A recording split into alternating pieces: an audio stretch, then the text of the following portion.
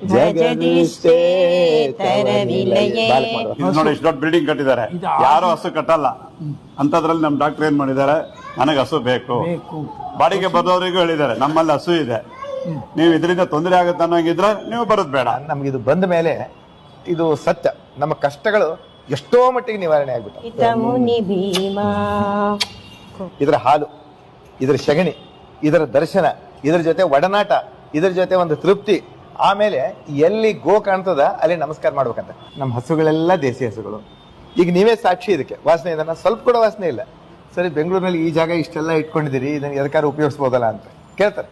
ಆದರೆ ನಾನು ಹೇಳೋದು, ಒಂದು ಮಾನಸಿಕ ನೆಮ್ಮದಿ, ಸಾಮಾಜಿಕ ನೆಮ್ಮದಿ, ವೈಜ್ಞಾನಿಕವಾದ ನೆಮ್ಮದಿ, ಧಾರ್ಮಿಕ ನೆಮ್ಮದಿ, ಇವೆಲ್ಲನೂ ಒಗ್ಗೂಡಿಸುವಂತ ಕೇಂದ್ರ ಬಿಂದು ಇದು. ಇದು ಕೇಂದ್ರ ಬಿಂದು ಇದು. ಅವ್ರು ಬಂದು ಇಲ್ಲಿ ಕೂತ್ಕೊಂಡು ಪ್ರಾರ್ಥನೆ ಮಾಡಿ ಎಷ್ಟೋ ಜನ ಹೇಳ್ತಾರೆ, ಸರ್ ನನಗೆ ಬ್ಲಡ್ ಪ್ರೆಷರ್ ಕಂಟ್ರೋಲ್ ನಲ್ಲಿ ಬಂದಿದೆ ಈಗ ಅಂತ. ತಮ್ಮ ದುಃಖ ನೋವನ್ನು ಮರೆತು ಅವರು ಎಲ್ಲ ಒಂಥರ ಇರ್ತಾರೆ.